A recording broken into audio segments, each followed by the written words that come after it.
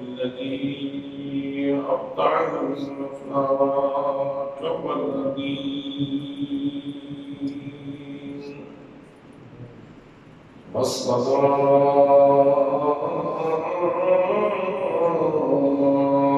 والسلام على من كان نبيا وآدم بين الماء والدين وعلى آله وأصحابه أجمعين. أما بعد فأعوذ بالله من الشيطان الرجيم. بسم الله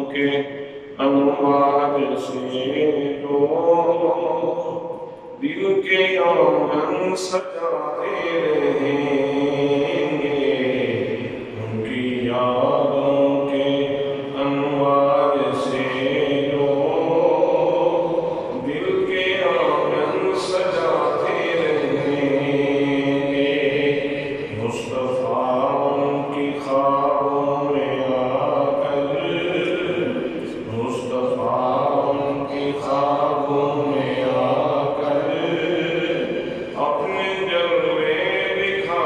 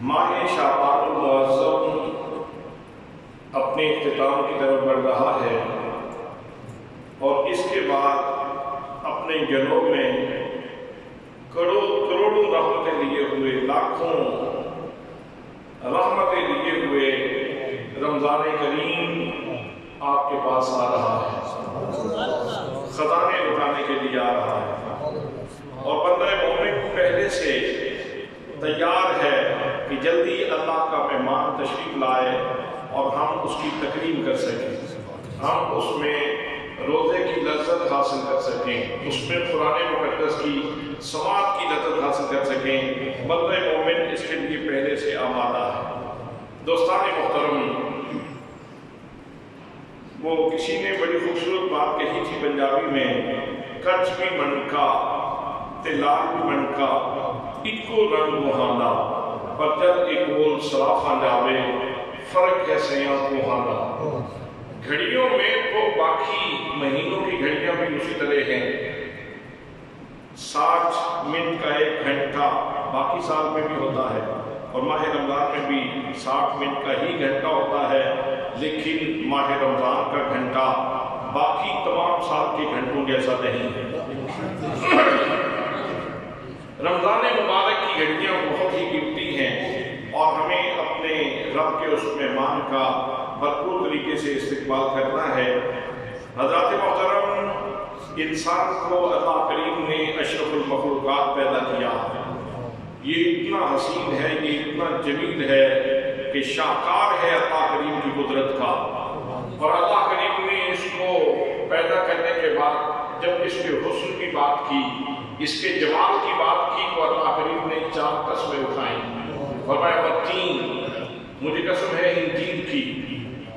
انجیل ویسے تو عام درختوں کی طرح ایک درخت ہی ہے، ایک پودا ہی ہے، اور اس پودے کے اوپر جو پھل لگتا ہے اس کو انجیل کہا جاتا ہے، تو یقیناً اس کو کوئی سعادت تو نصیب ہے کہ جس کی وجہ سے اس کی قسمیں اٹھائی جا رہی ہیں۔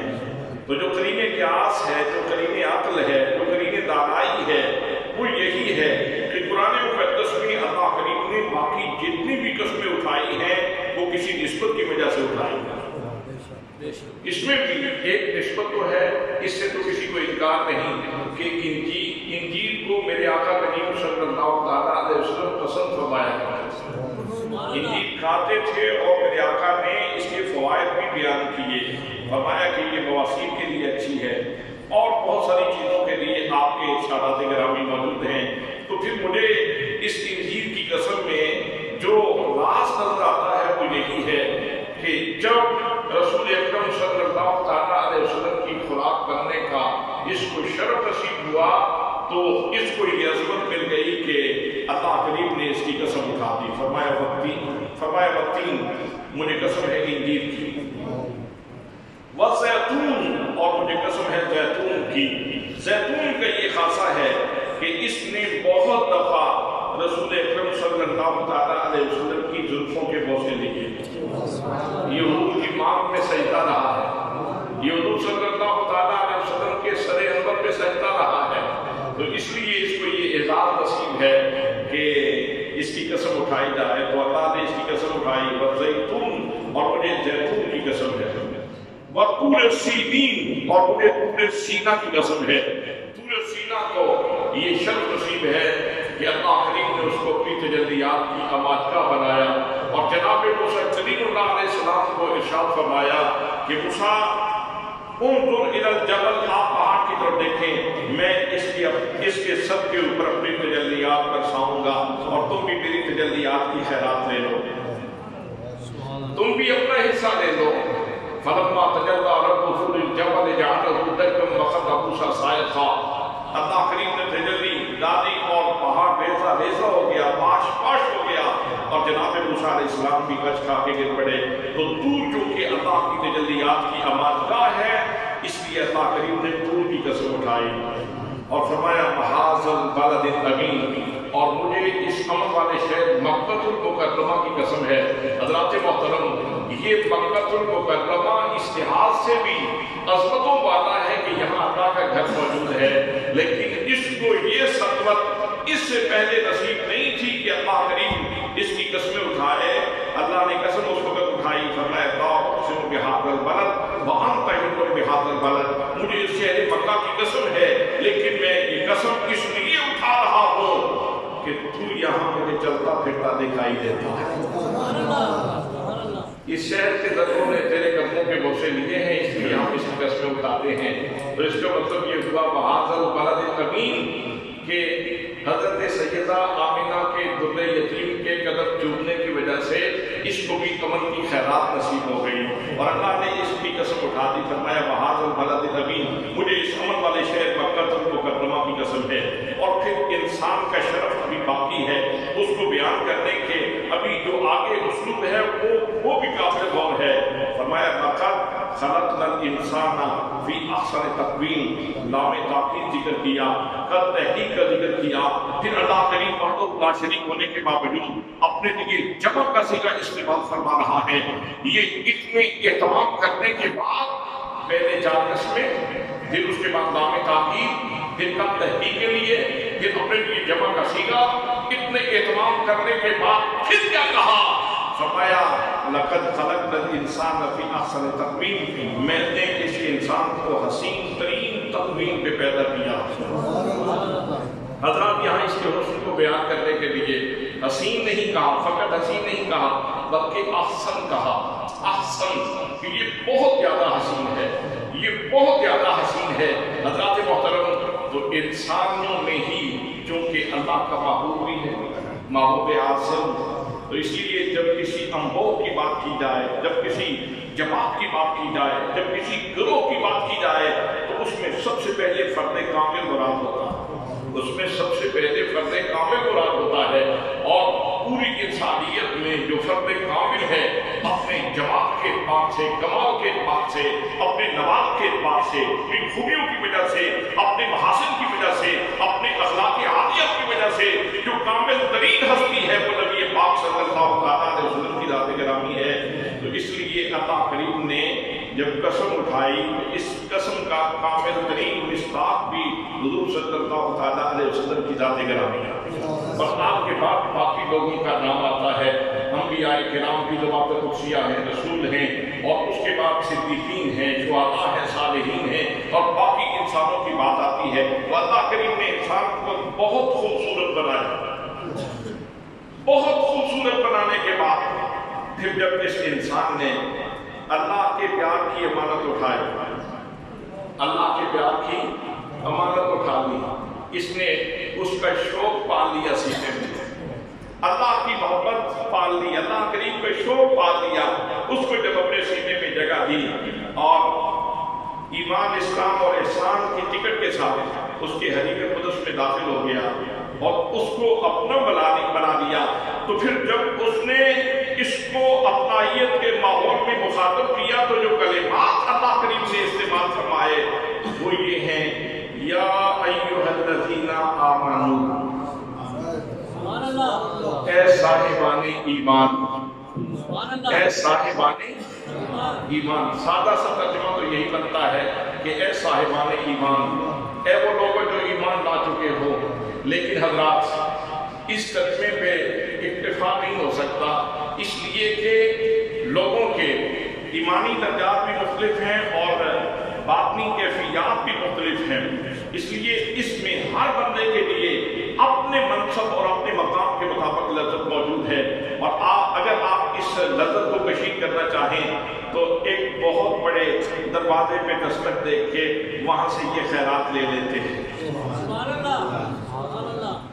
और मैं अक्सर कहा करता हूँ कि जब कुरान मुक़द्दस को समझना हो तो एक दरवाज़ा ऐसा है कि जब भी खैरात लेनी हो तो बहुत अच्छी खैरात मिल जाती है, और वो ज़हरा बतूल का दरवाज़ा है।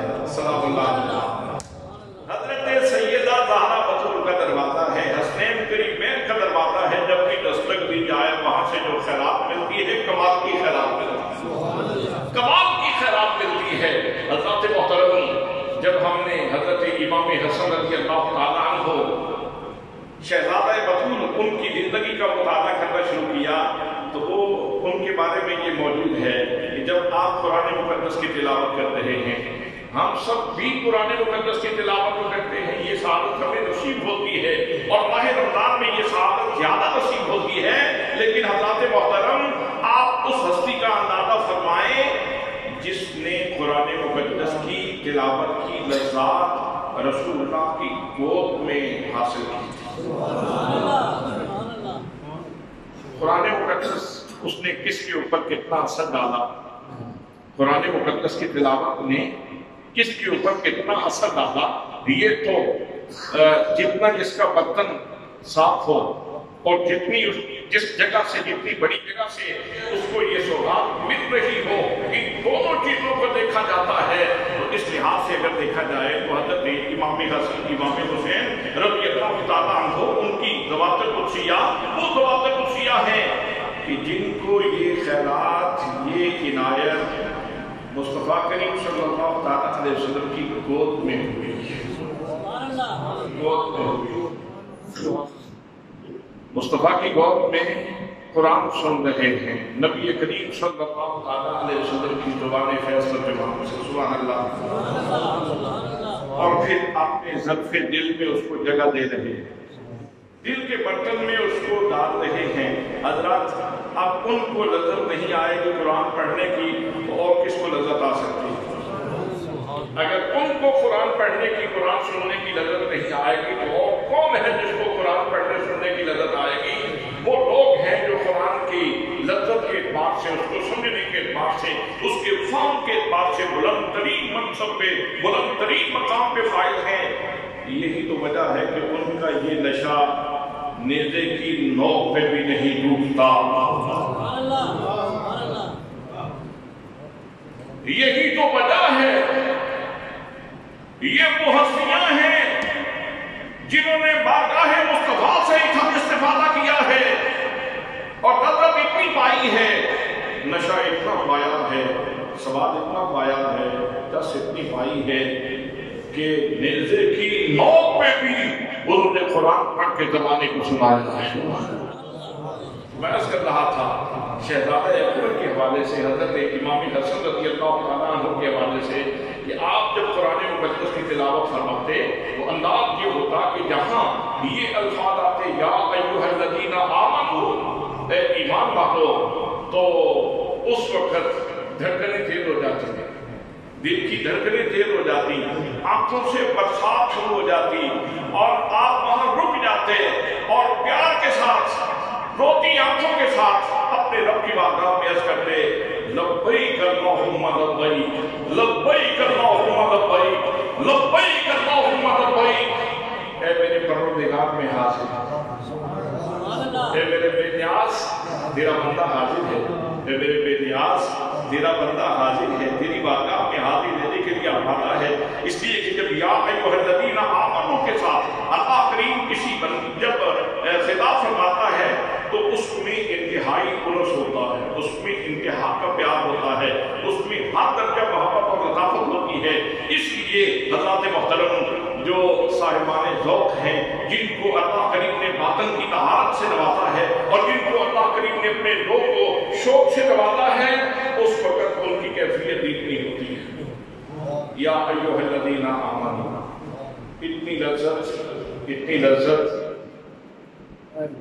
کہ اللہ کریم اپنے بندوں کو مخاطب کر رہا ہے۔ اے فریفتگان جوان مطلق،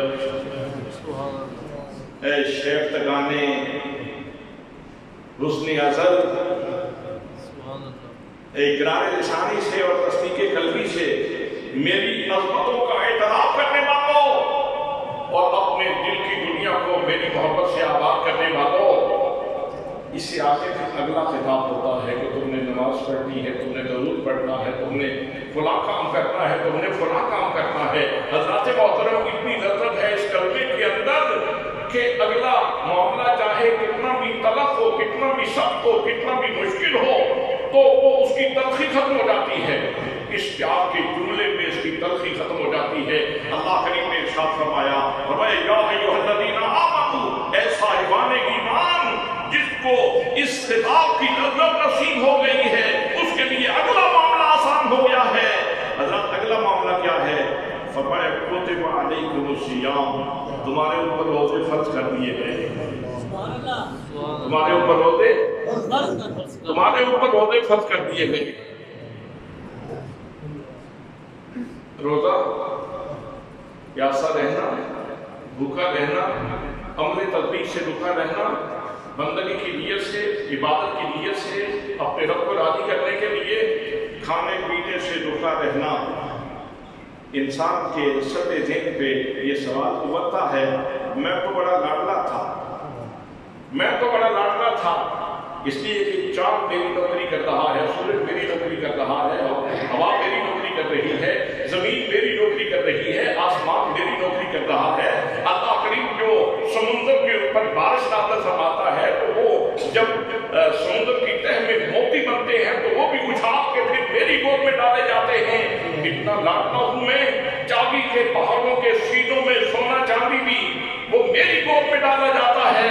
और कीड़े के दामन में जो नमक रखा तो ये भी मेरे रायते के लिए रखा है, और अनवार अक़साम के दस्तरखान मेरे लिए बिछाए हुए हैं।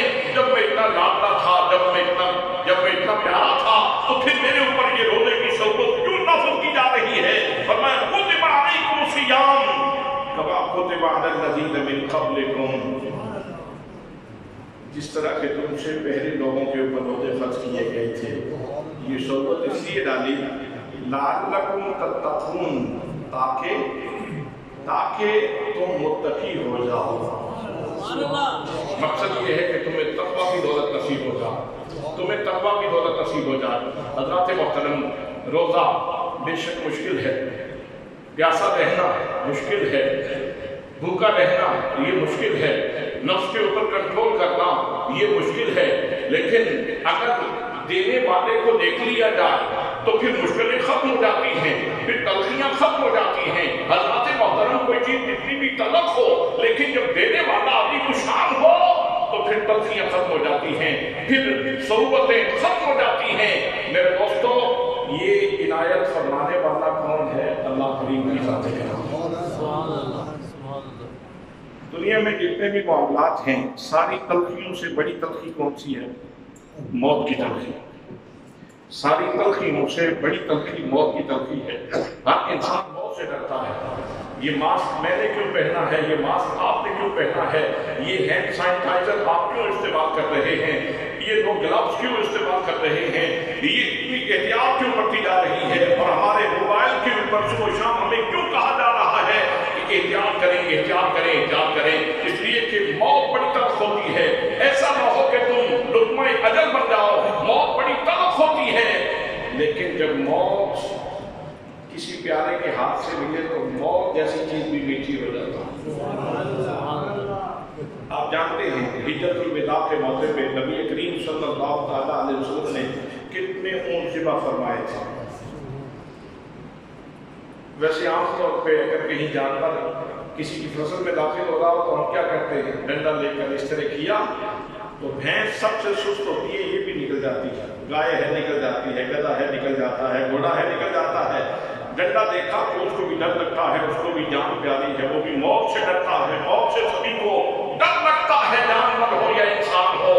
लेकिन वो क्या मंजरनामा है कि जब हुजूर सल्लल्लाहु अलैहि वसल्लम छुरी लेके ऊंटों को ज़िबा कर रहे हैं, अभी एक ऊंट पूरी तरह ज़िबा नहीं होता तो दूसरा ऊंट आके अपनी गर्दन रख देता है। प्यारे, अपने दस्ते हसीन से मुझे भी मौत का सफर तय करवा दीजिए,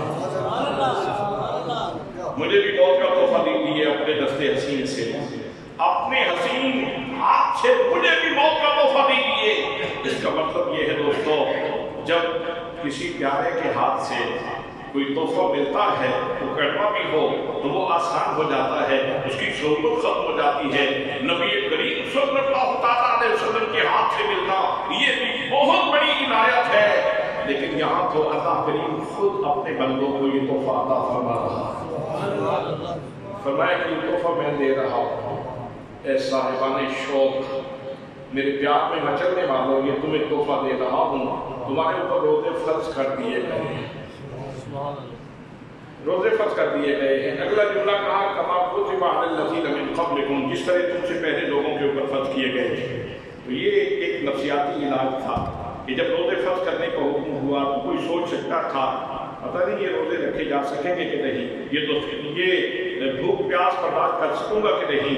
ایسا تو نہیں کہ کہیں ہمارے بس سے یہ بات باہر ہو، ہم یہ کام نہ کر سکیں، تو اللہ کریم نے اس کا تاریخی پس منظر بھی بیان کر دیا، اس کی ہسٹری بیان کر دی، اس کا پس منظر بیان کر کے ارشاد فرما دیا کہ تم سے پہلے جو گوشت پوست کے انسان تھے، آدم علیہ السلام کی جو اولاد تھی، جو میری نعمتیں کھاتے تھے، جو میرے ہوئے تو میں نے ان کے اوپر بھی روزے فرض کیے تھے، انہوں نے روزے رکھے۔ اس کا مطلب یہ ہے کہ یہ پہلے تجربہ شدہ بات ہے، ناممکن بات نہیں ہے کہ تیرے ہیتا امکان سے باہر ہو، تیرے امکان سے باہر ہو، ایسی بات نہیں ہے، مشکل نہیں ہے، امکان کی دنیا سے باہر نہیں ہے۔ تم کوشش کرو گے تو سورہ منزل کامیابی سے روانہ ہو جاؤ گے، اور اللہ کریم کی رسل کی شام کے ہاتھ ہوگی، اور پھر تمہیں اللہ کریم اپنی بارگاہ سے شادمانیوں سے نوازے گا، خوشیوں سے نوازے گا۔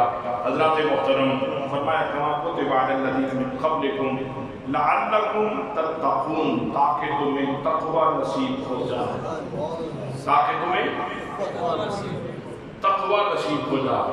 تقوی ایک ایسی صلاحیت ہے جو انسان کے احساس کو بیدار کر دیتی ہے، ضمیر کو زندہ کر دیتی ہے، ضمیر کو زندہ کر دیتی ہے۔ جس کو تقوی کی دولت نصیب ہوتی ہے تو اس کا ضمیر زندہ ہو جاتا ہے، اور پھر وہ گناہ کی طرف مائل نہیں ہوتا، گناہ کی طرف مائل نہیں ہوتا۔ تقوی کی دولت جتنی زیادہ نصیب ہوگی تو انسان کی قوت مدافعت مضبوط ہو جائے گی، شیطان کے مقابلے میں، نفس کے مقابلے میں قوت مدافعت مضبوط ہو جائے گی، امیون سسٹم مضبوط ہو جائے گا۔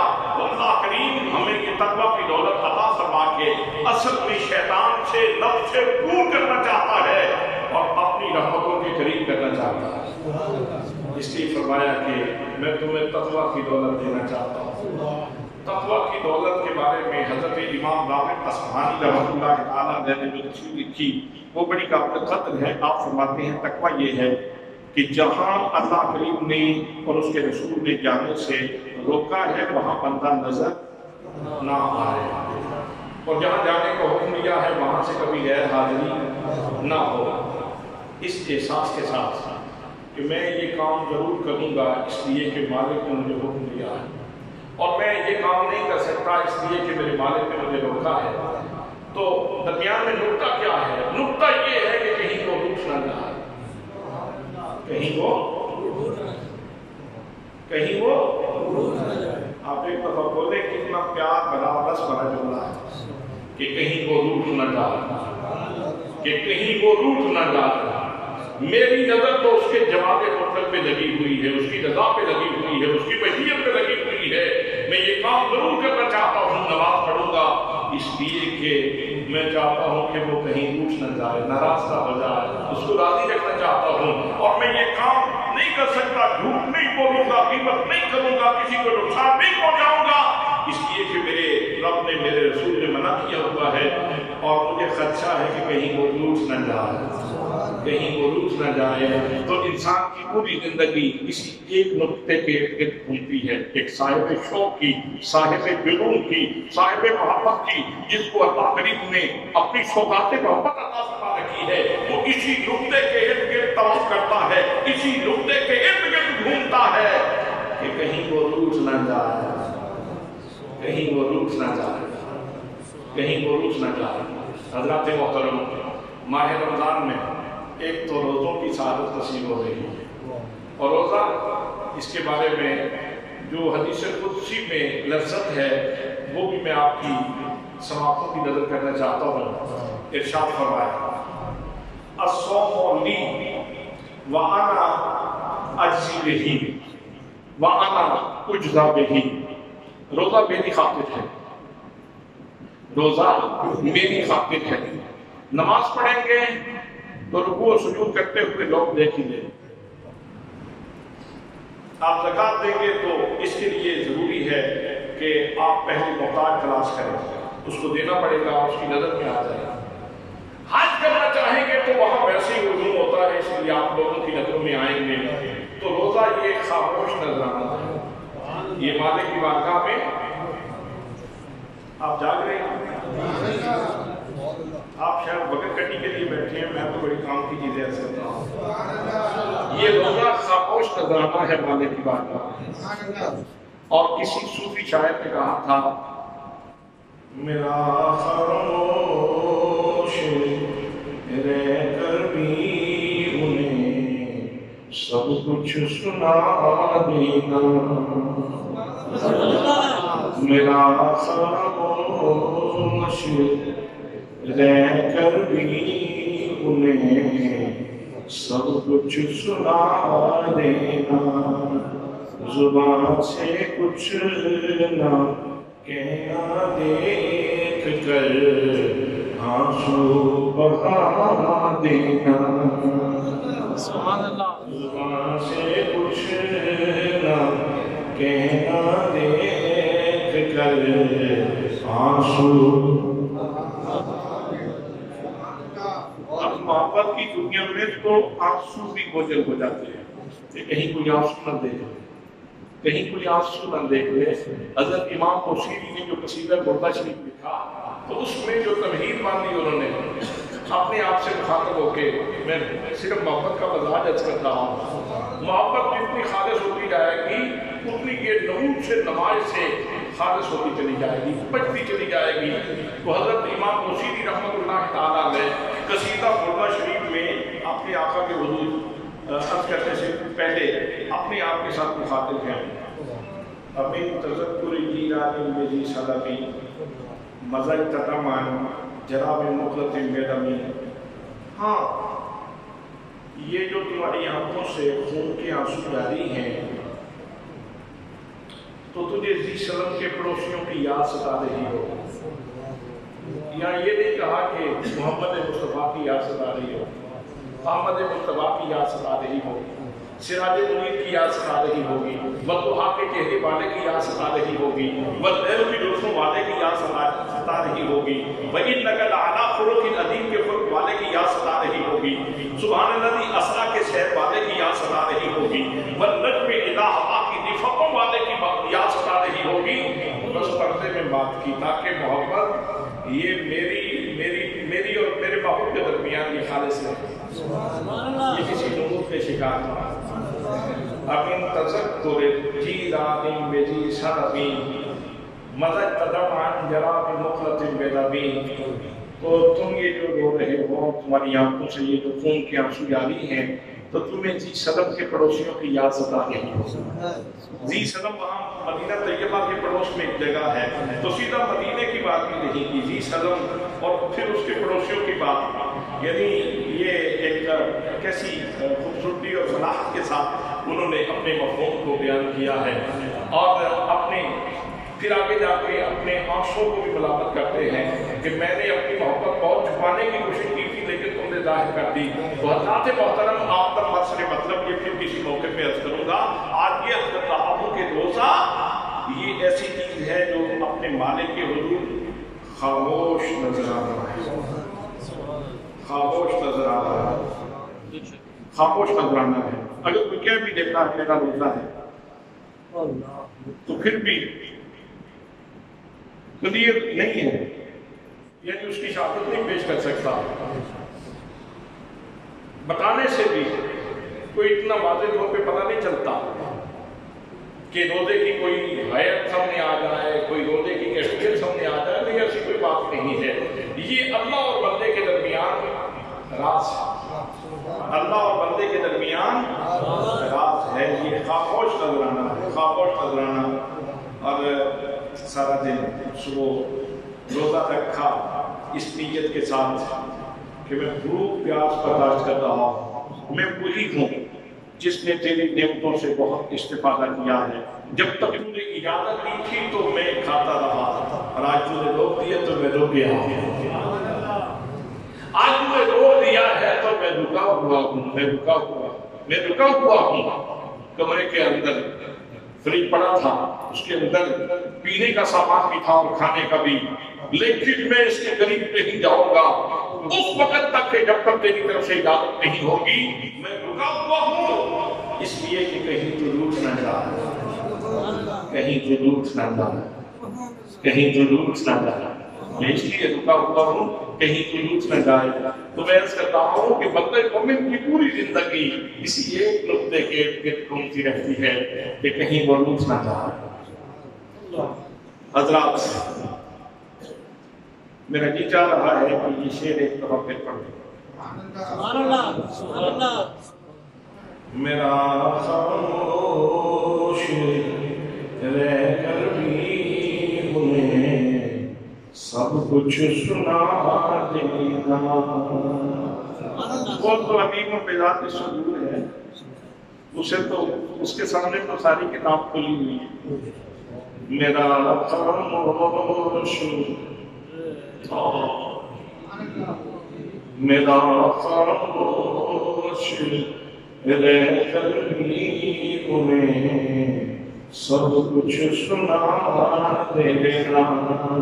میرا خاموش رہ کر بھی انہیں سب کچھ سنا دینا. زبان سے کچھ نہ کہنا دیکھ کر آنسو بہا دینا. یہ خاموش نذرانہ ہے مالک الملک کے حضور. مالک الملک کے حضور یہ خاموش نذرانہ ہے. اور جب انسان سارا دن کی الفت برداشت کرنے کے بعد شام کا وقت ہوتا ہے، ادھر سے اجازت ملتی ہے، اشارہ ملتا ہے کہ اب تو اپنی زبان اپنے منہ کو کھول سکتا ہے. اب تیرے لیے اجازت ہے، اب تو پانی پی سکتا ہے، اب تو کھانا کھا سکتا ہے. اور جب بندہ ایک پیار کے احساس میں ڈوبے ہوئے، اچھا ہوا مالک نے حکم دیا تھا، آج اللہ کے فضل سے ایک فریضہ ادا ہوا ہے، میں سرخرو ہوا ہوں، یقیناً تو راضی ہوا ہوگا، یقیناً تو راضی ہوا ہوگا. میں سرخرو ہو گیا ہوں. میں نے ایک حکم کی، تیرے ایک حکم کی تعبیر کرتی ہے. میں تو بہت کمزور تھا، میں تو بڑا عاجز تھا، بڑا کمزور تھا، تو مجھ سے یہ ممکن نہ تھا. ہو سکتا تھا کہ کہیں راستے میں پھسل جاتا، میں بیٹھ جاتا، لیکن تیرے کرم نے سہارا دیا اور میں منزل پہ پہنچا. اور آج ایک فریضہ میں نے ادا کر دیا.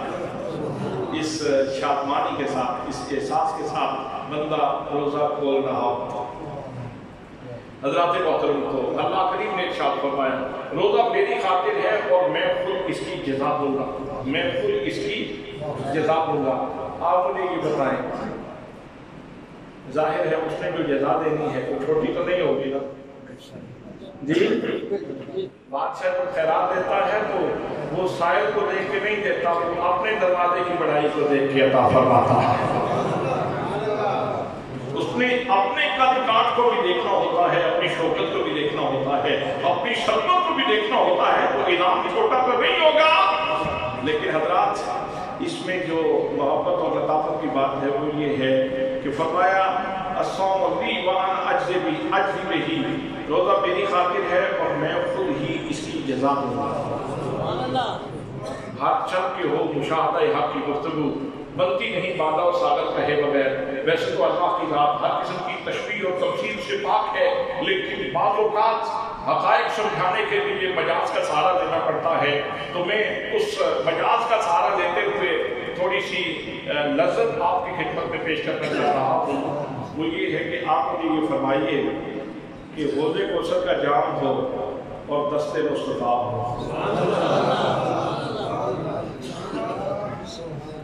جی. ہاں، پینے والا بھی ویسے قرنی ہو. ہاں، پینے والا بھی ویسے قرنی ہو.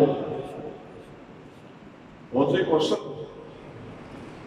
کوثر کا جام ہو، دست مصطفیٰ ہو. جس ہاتھ سے جانور بھی، اتنا احساس تو جانور بھی رکھتے ہیں کہ ان کے ہاتھ سے تو موت بھی ملے تو بڑی لذیذ ہے، ان کے ہاتھ سے تو موت بھی ملے تو بڑی لذیذ ہے. یہ جانوروں کا احساس ہے. حضرات اگر ان کے ہاتھ سے لیتے ہوئے جانوروں کا یہ احساس ہے کہ موت بھی اتنی خوشی سے لیتے ہیں کہ موت کی تلخیاں بھی گم ہو جاتی ہیں. آپ مجھے یہ فرمائیے کہ جب جانور کا یہ احساس ہے تو بندہ مومن کا احساس کیا ہوگا؟ اور بندہ مومن سے پھر آگے ترقی کرتے جائے، آگے بڑھتے بڑھتے جائیں تو پھر آخری منزل پہ مجھے رکنا ہوگا اور مجھے کہنا ہوگا کہ پھر صدیق اکبر کا احساس کیا ہوگا، پھر جناب فاروق کا احساس کیا ہوگا، پھر جناب عثمان غنی کا احساس کیا ہوگا، پھر حضرت علی حیدر خطاب کا احساس کیا ہوگا، امام حسن کا احساس کیا ہوگا اور امام حسین کا احساس کیا ہوگا۔ وہ سب کا جام تھا، سبحان اللہ، اور دست مصطفیٰ، سبحان اللہ، دست ساقی پہ صدقے جائے مفلسان نے امام نادر ہوئے تو شیئن للہ از جوالے ہوئے تو دست بکشا جانب زمین با آفرین بر دست و بر بازوئے تو۔ فارسی والے کہتے ہیں مفلسان نے آمدہ در ہوئے تو ہم مفلسی کی حالت میں تیرے کوچے میں آئے ہیں۔ شیئن للہ از جوالے ہوئے تو اپنے جمال سے اپنی خوبصورتی سے کچھ خیرات ہمیں بھی عطا فرمائیے، اور پھر ساتھ دست بکشا جانے میں زمین با، میں تیرا مانگتا ہوں میری زمین میں کچھ خیرات ڈال دے، اللہ اکبر، میں تیرا مانگتا ہوں کچھ خیرات میری زمین میں ڈال دے، دست بکشا جانے میں زمین با، اپنا ہاتھ میری زمین کی طرف بڑھا، آفرین بردست و بردازو تو میں صدقے جاؤں تیری آستین پہ صدقے جاؤں، تیرے بازو پہ صدقے جاؤں، تیرے دست و بازو کو شاباش ہے۔ تو دوستان محترم، جب کوثر کا جام ہو اور دست مصطفیٰ ہو تو لذت کسی احساس کے پیمانے میں ناپی نہیں جا سکتی، تولی نہیں جا سکتی، تو جب دست قدرت ہوگا اور روزے کی جزا ہوگی تو اس کو کس احساس کے پیمانے میں ناپا اور تولا جا سکتا ہے۔ روزہ میری خاطر ہے، سبحان اللہ، یہ کہنا بھی کتنا پیارا ہے کہ روزہ میری خاطر ہے، یہ تو نے بھوک برداشت کی میری خاطر، اور میری خاطر، یہ میری خاطر برداشت کی۔ میرا خیال ہے روزے کی کوئی فرق نہیں رہے گی، روزے کی صحبت نہیں رہے گی، روزے کی تلخی نہیں رہے گی۔ اگر اس محبت میں ڈوب کے روزہ رکھو گے تو حضرات محترم پھر روزے کی تلخی نہیں رہے گی۔ اللہ فرماتا ہے روزہ میرے لیے ہے، تو پیاسا رہے گا میرے لیے، تو بھوکا رہے گا، بولے تو بھوکا رہے گا میرے لیے، اور پھر میں وَأَنَا أَجْزِي بِهِ، اس کی جزا میں تجھے خود دوں گا۔ اس کا ایک مفہوم تو علماء نے یہ بیان کیا، معروف پڑھیں پھر بھی اس کے اندر بڑی لذت ہے، اور اگر اس فعل کو مجہول کر کے پڑھیں تو اس میں پھر اور بھی لذت ہے۔ وَأَنَا أُجْزَى بِهِ، اس طرح بھی علماء نے اس کو پڑھا ہے۔ اجزا میں ہی پڑھا جائے تو پھر اس کا مفہوم یہ بنتا ہے کہ روزہ میری خاطر ہے اور میں خود ہی اس کی جزا بن جاؤں گا، میں خود ہی اس کی جزا بن جاؤں گا۔ مجھے بتائیے جنت بڑی قیمتی صحیح، اس کے غلمان بہت شان والے صحیح، اس کے گولیں بڑی سعادت والی صحیح، اس کی خوبصورتیاں بڑی جو ہے وہ عالی شان صحیح، اس کا جو دودھ ہے وہ بڑا اچھا صحیح، اس کا شراب بہت پاکیزہ صحیح۔ حضرات محترم، لیکن مجھے بتائیے جنت کی کوئی نعمت ذات باری تعالیٰ کی متبادل ہو سکتی ہے؟ تو فرمایا تو روزہ میری خاطر رکھا ہے تو میں خود تیرا ہو جاؤں، میں تیرا ہو جاؤں گا، میں تیرا ہو جاؤں گا، میں تیرا ہو جاؤں گا۔ اور جب اللہ کسی کا ہو جاتا ہے تو پھر سارا کچھ ہی اس کا ہو جاتا ہے۔ من کان للہ کان اللہ لہ، جو اللہ کا ہو جاتا ہے تو پھر اللہ اس کا ہو جاتا ہے۔ بابا فرید کی بات یاد آ رہی ہے، وہ ایک گڑیا نے زمین کا ایک ٹکڑا پیش کیا تھا نذرانے میں، گڑیا فوت ہو گئی، فریق مخالف انہوں نے کیس کر دیا، قاضی کی عدالت میں کیس چلا گیا، بابا فرید کو طلب کر لیا گیا، آپ نے ناجائز قبضہ کیا ہوا ہے، لوگوں نے دعویٰ کیا ہے، آپ نے فرمایا فقیر لوگوں کی زمینوں پہ قبضے نہیں کیا کرتے ہیں۔ ایک گڑیا تھی، اس نے ہدیۃً وہ زمین کا ٹکڑا پیش کیا تھا، فریق مخالف فوراً بولا اگر ایسی بات ہے تو گواہ پیش کریں۔ حضرت بابا فرید الدین مسعود گنج شکر جن کی چلہ گاہ بیت المقدس میں بھی ہے، جن کی چلہ گاہ کلر کہار میں بھی ہے، جن کی چلہ گاہ حضرت پیر عبدالرحمن تابعی کے دربار پہ بھی ہے، جن کی چلہ گاہ کشمیر چڑھوئی کے اندر بھی ہے، جن کی چلہ گاہ حرمین طیبین کے اندر بھی چلہ گاہیں جن کی موجود ہیں، جن کو ظہر الانبیاء کا لقب جو ہے وہ نصیب ہے، حضرت محترم وہ بابا فرید رحمت اللہ تعالیٰ نے آپ نے فرمایا قاضی صاحب جس وقت گڑیا نے وہ تحفہ دیا تھا اس وقت بندہ کوئی پاس نہیں تھا کہ میں گواہ کے طور پر پیش کروں، لیکن اگر مجبور کرتے ہو تو چلو زمین سے پوچھ لیتے ہیں کہ زمین کس کی ہے، زمین سے پوچھ لیتے ہیں زمین کس کی ہے۔ فریق مخالف نے کہا خام پریشر ڈالا جاتا ہے، یہ صرف پریشر ڈالنے کے لیے بات کی جا رہی ہے، زمین بھی کبھی بولی ہے، تو آپ نے فرمایا چلو قاضی صاحب چل کے پوچھ لیتے ہیں۔ اب قاضی بھی جا رہا تھا، حضرت محترم اور محمد کریم کا غلام بھی جا رہا تھا، اللہ کے پیار سے سینے کو آباد کرنے والا بابا فرید بھی جا رہا تھا، حضرت محترم فریق مخالف بھی جا رہا تھا۔ جب زمین کے ٹکڑے کے اوپر پہنچے تو حضرت بابا فرید بولے قاضی صاحب اب میں تو نہیں بولوں گا، آپ خود ہی زمین سے پوچھ لیجیے زمین کس کی ہے۔ وہ حضرت محترم قاضی بولا، اس نے کہا زمین بتا تو کس کی ہے، تو زمین کے چپے چپے سے آواز آ رہی تھی، میں فرید دیا، میں فرید دیا، میں فرید دیا، میں فرید دیا، میں فرید دیا، میں فرید دیا۔ حضرت محترم من کان للہ کان اللہ لہ، جو اللہ کو ہو جاتا ہے تو پھر ساری کائنات اس کی ہو جاتی ہے۔ موقع مل رہا ہے، موقع مل رہا ہے، جہاں طلوع ہوگا خوشیاں لے کے آئے ہیں۔ لوگوں کے لیے عید الفطر زیادہ خوشیوں کا باعث ہوتی ہے، لیکن مومنوں کے لیے، صاحب احسان لوگوں کے لیے، مقام مشاہدہ کے اوپر رہنے والے لوگوں کے لیے ماہ رمضان عید الفطر سے زیادہ خوشی کا باعث ہوتا ہے، زیادہ خوشی کا باعث ہوتا ہے۔ تو موقع مل رہا ہے، الصوم لی وانا اجزی بہ، روزہ میری خاطر ہے، میں خود ہی جزا بن جاؤں گا، میں تیرا ہو جاؤں گا۔